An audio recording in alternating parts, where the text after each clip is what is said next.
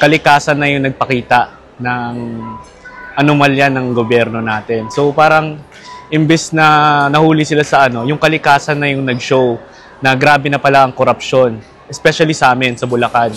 Grabe naman kasi yung baha doon, especially Kalumpit, Hagonoy, Bukawi, Malolos. And kasi nung nagkabaha, normal naman kami nga umikot nagpapamigay ng mga food packs, kami mga negosyante, yung Bulacan Filipino-Chinese Chambers. Sabay kami umikot, grabe talaga hanggang leg yung baha.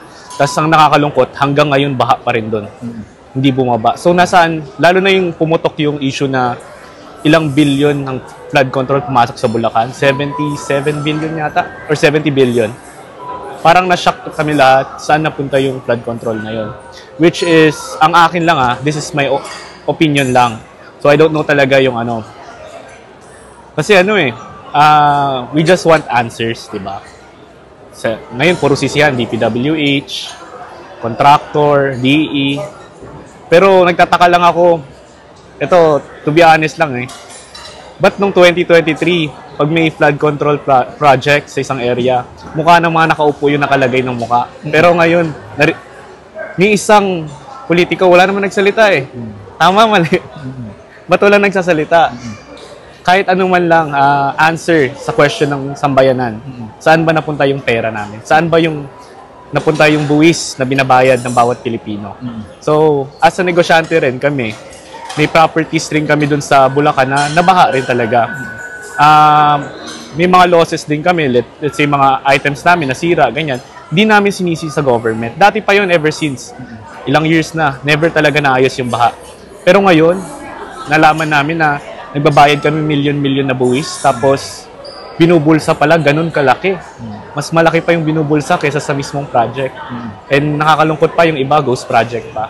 So ito, as a normal citizen, na taga Bulacan din, na naapektuhan, sumama ako dito sa rally. Kasi ngayon na yung time na magkaisa lahat Kasi paghayaan lang natin, yun? Next bagyo, may bagyo pa naman parating. Ganun pa rin ba? Sila, lavish lifestyle. Buti kung yung pera nila galing sa sariling pinaghirapan nila. Pinaghirapan yun ng bawat Pilipino. So, yun lang yung pinaglalaban ko rin. Bigyan ko lang yung perfect example. Sa business, ikaw yung may-ari. Imposibleng nagkakagulo na or nagkakaanomalya na sa management. Di mo alam ano nangyayari pala doon. As an owner, dapat alam mo. Tapos, as an owner, ano bang gagawin mo? Di ba dapat tanggalin mo agad yung mga Or, pag hinahayaan mo lang na ganun, ibig sabihin, may something. So, we can't say then. I don't want to, magsalita ng kung ano-ano. Pero sana, bigyan nyo kami ng answer na, yung totoong answer, hindi yung sisisi nyo kay DP, isisi nyo kay district engineer. Lahat naman may mali. Sabi nga ni Mayor Magalong, ilang percent na pupunta sa politiko, ilang percent na pupunta sa mga DP. Kung totoo yun, ba't yung mga politiko na malalaking persento hindi pinapatawag? So dapat ang managot ay yung mga congressman na humahawak ng pondo. Tama ba? Sa kanila naman galing yun. Wala namang wala namang sigurong budget ang isang district hanggang di mag-request yung congressman. Tama ba ako? Mali.